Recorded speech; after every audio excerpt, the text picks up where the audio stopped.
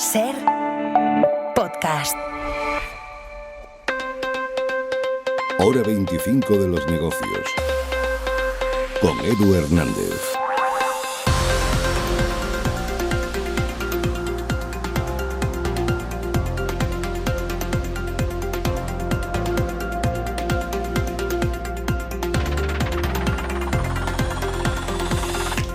Que esta es la fotografía de los precios, la fotografía de lo que el consumidor se encuentra cada día. 2025 ha vuelto a ser un año más caro y lo ha sido a la hora de hacer la compra, de reservar un viaje. El INE, con su dato adelantado de hoy, sitúa la subida de precios de diciembre en el 2,9%. Es, por lo tanto, una décima menos que en noviembre y nos deja una inflación media en 2025 del 2,7%. Pero no vamos a hacer un repaso solo de lo que ha sido este año en términos de precios. También le vamos a pasar el escáner a lo que ya sabemos que va a subir y lo que previsiblemente subirá este 2026. Así que hoy, guía de precios y guía para el consumidor en Hora 25 de los negocios.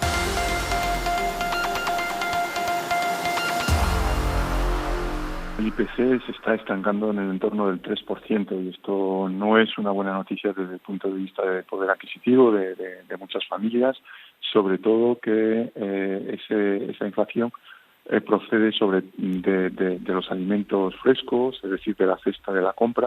Esta es la valoración del director de coyuntura de Funcas, Raymond Torres. 2025 ha sido otra vez un año en el que hemos vuelto a pagar más por la mayoría de productos y servicios que consumimos y que compramos, en especial por la comida. La media de la inflación se sitúa en el 2,7%, es una décima menos que en 2024, por lo tanto, esta se modera. Pero eso no quiere decir que los precios bajen, al contrario, han vuelto a subir, pero con menor intensidad. Si miramos la inflación subyacente, que recordemos que no tiene en cuenta ni los precios energéticos ni los alimentos no elaborados, se queda de media en el 2,3%. Son 6 décimas menos que en 2024.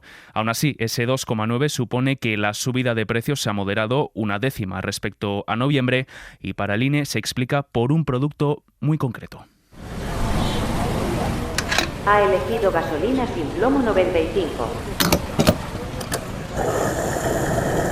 Hablamos de la bajada de los precios de los carburantes, porque es cierto que ha sido un año más comedido cuando pasábamos por el surtidor.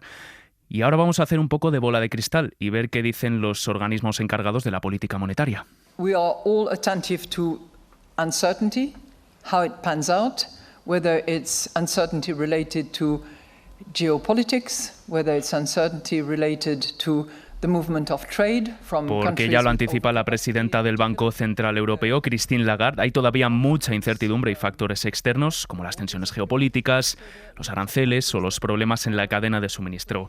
Así que, Pablo Anzola, buenas noches. ¿Qué tal, Edu? Buenas noches. ¿Cuáles son las perspectivas tanto del Banco Central Europeo como del Banco de España aquí? Bueno, los dos organismos apuntan a un paisaje bastante llano en materia de inflación de cara al año que viene, alineado con los objetivos del 2%. En Europa en general, porque la inflación en la eurozona estará en el 1,9 en 2026 y bajará una décima hasta el 1,8 en 2027. Y en España en particular, los precios aquí van a subir un 2,1% el año que viene y un 1,9 el siguiente. Esas son las previsiones que hacía el Banco de España, que por cierto revisaba ligeramente al alza hace justo una semana. Esa institución centró, eso sí, los riesgos de sus proyecciones económicas precisamente en este horizonte de precios. En todo caso, tanto España como nuestros vecinos europeos llegan a este horizonte de precios estables después de años de turbulencias. Exceptionally high uncertainty. Globally, it has shot up and continues to climb.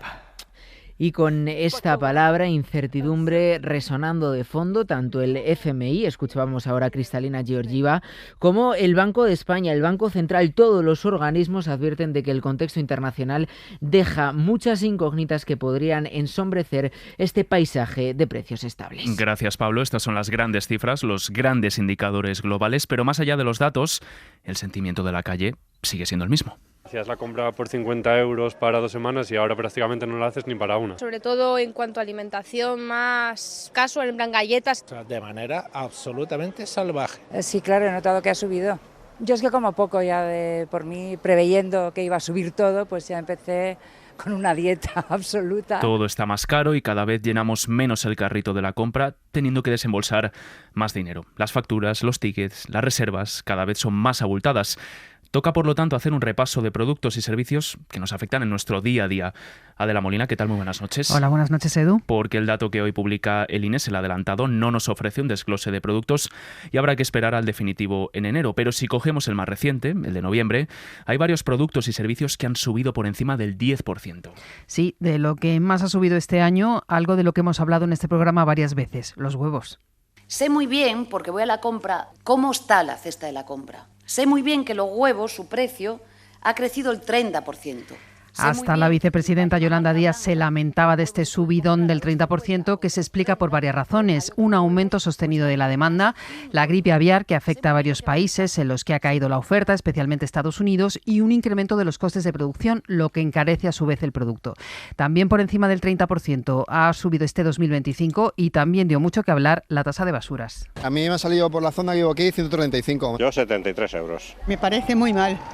Francamente muy mal, porque es mucho dinero para la gente. Aquí la razón está en la revisión que han hecho algunos municipios para adaptarse a una directiva europea que obliga a cobrar por el coste real del servicio. Quienes tenían tasa de basuras han visto cómo ha subido y en las ciudades en las que no había se han encontrado con un nuevo impuesto. En el top 5 de productos que más han subido este año están también la joyería y bisutería, más de un 29%, impulsados por el incremento del oro y la plata, que han llegado a niveles récord, el transporte combinado de pasajeros, un 26%, por el fin de las ayudas al transporte en algunas zonas, entre otras razones, y también la carne de vacuno, un 18% por la situación del mercado internacional, donde hay más demanda que oferta. Por lo tanto, Adela, tasa de basuras, huevos, joyería, transporte y carne. Pero la lista sigue y sigue y hay más cosas que también se han encarecido con bastante fuerza, ¿no? Sí, el café, el chocolate y el cacao siguen disparados por las malas cosechas en algunos de los principales países productores, como Ghana o Costa de Marfil. También algunos aceites, como el de girasol, tras la eliminación de la bonificación del IVA, o el de palma, por una menor producción en Asia, y la electricidad, que acaba el año del apagón, el año que nos fuimos a cero, en el que se ha tirado más del gas para dar estabilidad al sistema eléctrico, con una subida del 11%.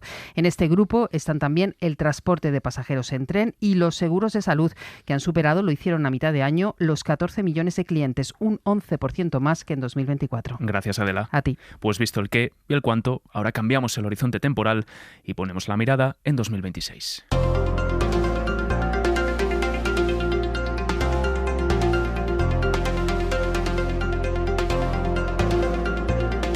Y es que se avecina un año que inevitablemente nos va a obligar a rascarnos el bolsillo aún más, pero que trae consigo subidas de ingresos. Significa que las pensiones suben porque el coste de la vida sube.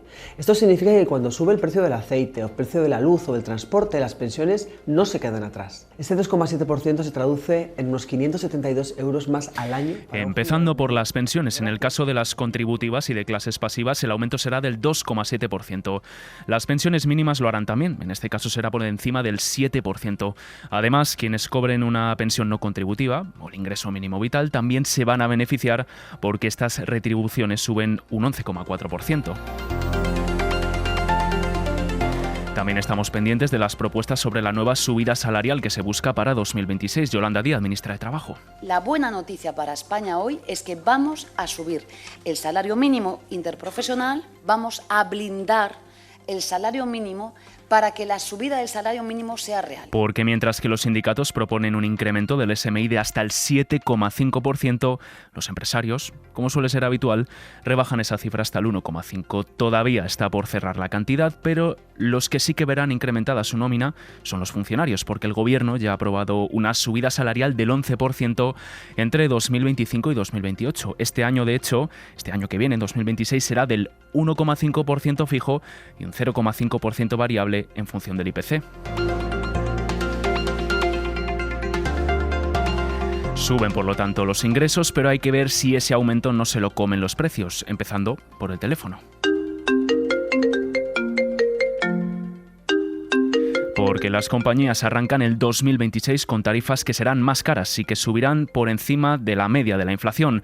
MasOrange se encarecerá de media un 3,8%, lo que supone pagar entre 1 y 6 euros más en función del paquete contratado. Movistar aplicará un aumento del 4% para los paquetes convergentes, es decir, los que incluyen la fibra, el móvil y el teléfono fijo. Vodafone también será más caro, un 3,9%, de hecho, lo que supone que sus clientes paguen entre 2 y 5 euros más. A los servicios de telefonía se suman también los de paquetería y mensajería en correos. Porque a partir del 1 de enero los sellos nacionales costarán un 7,9% más, alcanzando, ojo, los 96 céntimos. Los paquetes azules, que son esos que pesan menos de 1 kilo, suben un 5,5% y las cartas certificadas llegarán a costar 5,70, es un 8,5% más. Y no podemos perder de vista el precio de la luz, porque dentro de la factura el peaje de la Comisión Nacional de los Mercados y la Competencia aumenta un 4,1% y los cargos que fija el Ministerio de Transición Ecológica un 10,5%. Pese a esto y siguiendo la tendencia del mercado de estos últimos meses, el Ministerio espera que la factura de la luz sea entre un 5 y un 10% más barata gracias a las renovables. Si queremos coger el coche y pasamos por una autopista, atención, porque el Ministerio de Transportes ya ha publicado la subida prevista para este 2026 y que será en los peajes de entre el 3,64 y el 4,68% en función del tipo de concesión administrativa. Ha elegido gasóleo A.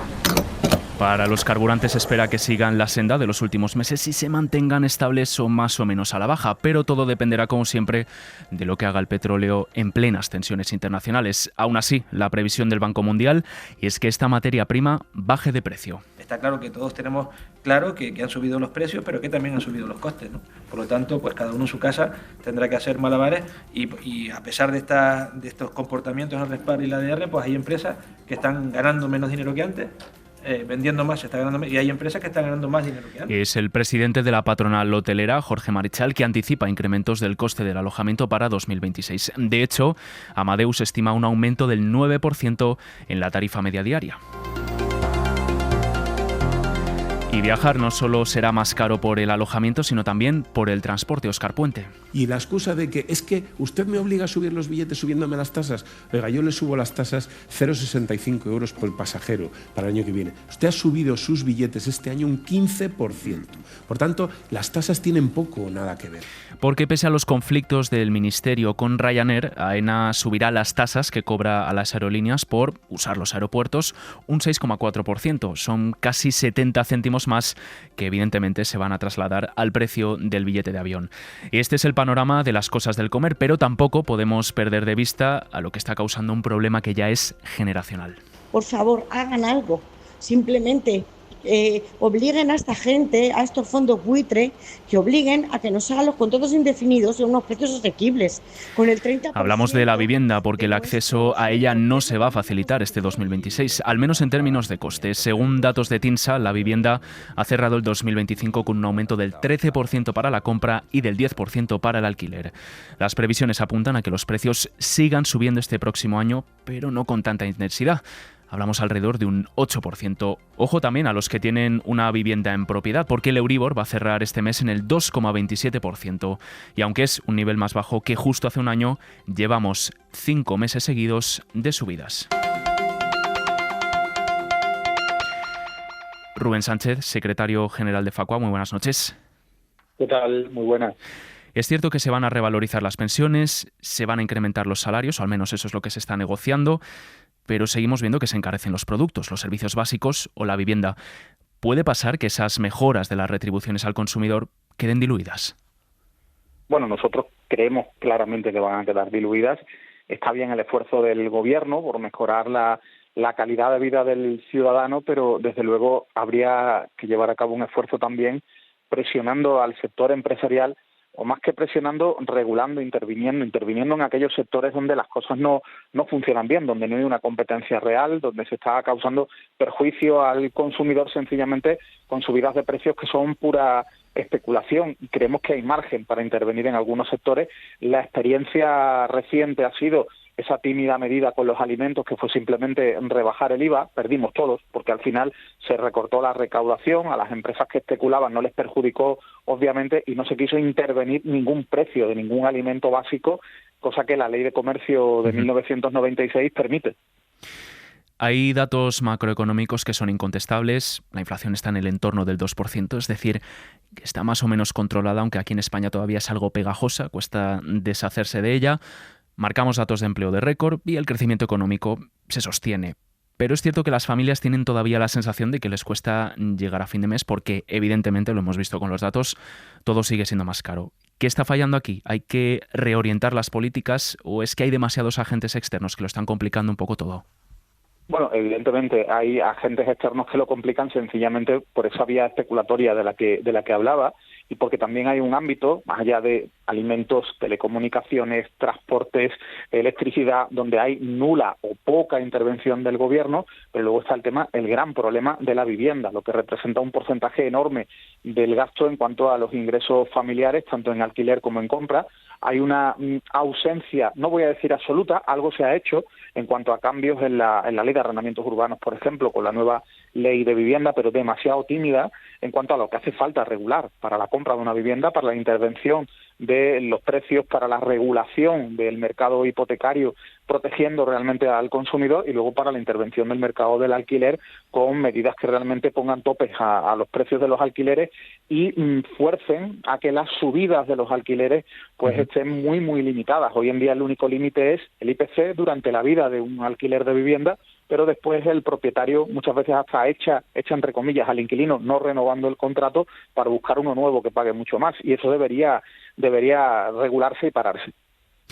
Este 2026, ¿qué necesitamos? ¿Más mecanismos, por ejemplo, de protección directa para el consumidor? ¿Más regulación en este caso? ¿O más sanciones frente a los abusos? Desde luego, la vía intervencionista vemos dudoso que este gobierno vaya a querer llevar a cabo medidas, lo vemos bastante dudoso, aunque desde luego en el ámbito de la vivienda sería absolutamente clave hacerlo, ya veremos qué ocurre, pero luego está efectivamente el control del mercado, el control del fraude. Hay una vía por la que se desangra la economía doméstica, que son esos pequeños abusos que vamos sufriendo, pequeños y grandes abusos a lo largo del año, con multitud de empresas con las que tenemos relaciones, en las que hay que controlar, sancionar y forzar o garantizar que al ciudadano se le devuelva el dinero que se le ha cobrado de más o se cumpla ese contrato que se está vulnerando y que por lo tanto está causando un perjuicio económico también. El Ministerio de Consumo en esta legislatura y en la anterior legislatura ha dado signos de que se pueden hacer las cosas bien, se han empezado a aplicar grandes multas a grandes empresas, pero es un ministerio muy pequeño, es un ministerio con apenas recursos y una de las vías sería presupuestaria, dotarlo de muchísimos mecanismos de inspección más técnicos que controlaran el mercado y que pudieran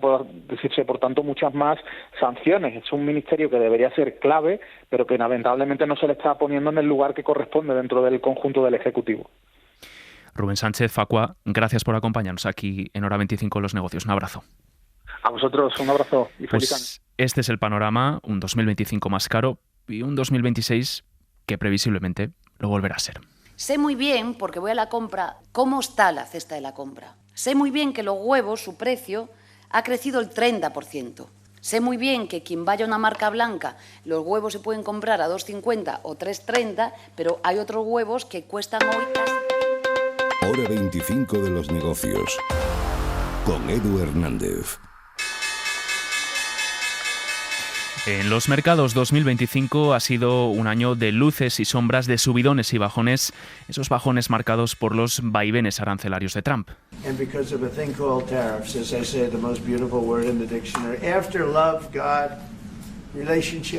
Pero que no han impedido que los tipos se empiecen a bajar, tanto en Europa como en Estados Unidos. The Governing Council today decided to lower the three key ECB interest rates by 25 basis points. Today, the Federal Open Market Committee decided to lower our policy interest rate by a quarter percentage point. En cualquier caso, Estefanía Salvatierra, buenas noches.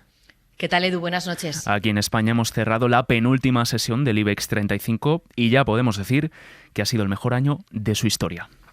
Sí, a falta de una jornada para que termine el año, ese podría ser el titular. 2025 ha sido el mejor año del IBEX 35 desde su creación en 1993, el año del optimismo en las bolsas españolas. Al cierre de este martes, el selectivo español superaba los 17.350 puntos básicos, tras subir un 0,9% gracias al impulso de la banca. Parece que la incertidumbre y las tensiones geopolíticas de los últimos meses han pasado de largo por el índice español. El IBEX 35 ha crecido un 50% y esto significa que las 35 cotizadas valen más de 1 billón de euros y gran parte de la culpa la tiene el sector bancario. Es el que más peso tiene en la bolsa. El Sabadell y Bankinter suben más de un 80% y otros, como BBVA o CaixaBank, han duplicado el precio de sus acciones. Santander, por ejemplo, se dispara un 129%. Y este optimismo y este buen hacer todavía tiene más peso si nos fijamos en qué ha pasado en el resto de parques europeos. La subida de la bolsa española más que duplica la de la alemana y quintuplica la de la bolsa francesa. Gracias, Estefanía. Es hora de ver el trasfondo de toda esta fiesta bursátil. Manuel Pinto, analista de mercados de XTB. ¿Qué tal? Muy buenas noches. Hola, ¿qué tal? Buenas noches, encantado. Bueno, vamos a ir sector por sector. Empecemos por la banca. Hemos alcanzado un beneficio atribuido récord. Nuestro beneficio trimestral alcanza un nuevo máximo histórico de 3.500 millones de euros. Unos resultados muy satisfactorios. Hemos alcanzado los 812 millones de euros. Porque sigue registrando resultados económicos de récord y es una de las grandes responsables de este comportamiento del IBEX. De hecho, lo comentaba Estefanía. ¿Hay recorrido para seguir apostando por este sector en 2026? Bueno, de hecho es el gran responsable, ¿no?, de toda la evolución que hemos visto este año en el IBEX 35. Más del 35% del índice es el sector bancario y, por tanto, siendo el más importante y fundamental, lo que haga es importantísimo. Subidas de más del 100% de media este año, sobre todo Banco, Santander liderando.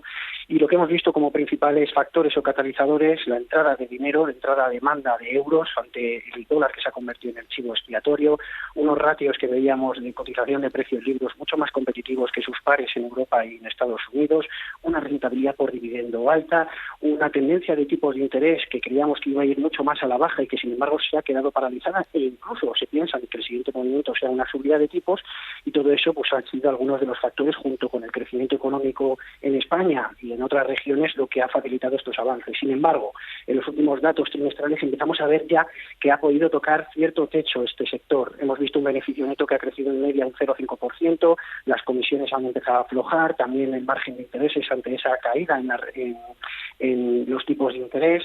Bueno, vamos a ver en qué punto estamos. Desde luego no creemos que vayamos a tener en 2026 otro año como en 2025, que ha sido desde luego espectacular e histórico para el sector principal del IBEX 35. Tenemos más sectores a nivel global como la defensa, que ha visto con buenos ojos esas exigencias de aumentar el gasto en defensa, del rearme. Indra, por ejemplo, se ha disparado y vale un 183% más que hace un año. ¿Está el mercado preparado para este rearme, para este nuevo aumento del gasto en defensa? Bueno, desde luego que ha sido la cotización estrella, ¿no?, en la empresa estrella este año, en el IBEX 35. También hemos visto otros ejemplos, como por ejemplo Rheinmetall en Alemania, o incluso en Francia, Italia, en Reino Unido, países todos ellos de la OTAN, que han visto cómo ante las posibilidades de un incremento del presupuesto durante los próximos años y por tanto que eso derive en nuevos contratos a todas estas empresas, pues haya facilitado que haya esos aumentos que hemos visto a lo largo de este año. Desde luego que incrementar incluso hasta el 5% del presupuesto global, según las últimas reuniones que vimos en el mes de verano, pues debería de ser contratos que vengan por delante en los próximos años en un crecimiento que se espera en concreto de más del 15% en el año 2026. Desde luego espectacular, pero todo dependerá también de las tensiones geopolíticas y si se firma o no la paz en Ucrania, de qué ocurre también entre Estados Unidos y Venezuela y muchos otros factores que seguro que nos sorprenderán en 2026. Hay un sector que, pese al caos arancelario, que ha empezado a mover el mercado con mucha fuerza, pero este sector también lo ha hecho y es el de la inteligencia artificial. ¿Estamos ante una burbuja o es un sector por el que seguir apostando? Es un sector por el que seguirá apostando, yo creo. Vamos a ver, yo creo pocos avances respecto a este grupo de los 7 magníficos en los que Google, Alphabet ha sobresalido debido a esos avances que ha tenido con las TPUs y es la única empresa de todas ellas que mantiene toda la cadena de valor de la inteligencia artificial, pero ya estamos viendo cómo cada empresa empieza ya a intentar destacar, ¿no? Unas chips, inteligencia artificial, otras en desarrollo de aplicaciones, computación en la nube. Bueno, cada vez vemos más competencia y eso al final deriva en que haya menos ingresos para todas ellas y, sin embargo, nosotros, como usuarios finales, vamos a saber aprovecharlo, ¿no? Entonces, para nosotros no es una burbuja. Hemos visto cómo el crecimiento de los beneficios ha ido exponencialmente creciendo a la vez que los ratios. De hecho, si vemos, por ejemplo, el PER, el precio dividendo entre beneficio por acción del S&P500 este año, pues todavía no está ni cotizando cerca de lo que estaba en el año 2000, ¿no? Es decir, la principal diferencia es que hay beneficios, pero para nosotros hay que empezar a diversificar, mirar a otros lados, y las otras 493 empresas es un sector al que o un conjunto al que hay que estar pendiente en 2026. Pues Manuel Pinto, analista de XTB, gracias por acompañarnos aquí en la SER. Gracias a vosotros, un placer. Un año histórico en los mercados, pero no tanto en la economía doméstica. Así termina esta edición de Hora 25 de los negocios. Esperamos que tengan un buen arranque del año. Para no perderte ningún episodio, síguenos en la aplicación o la web de la SER, Podium Podcast o tu plataforma de audio favorita.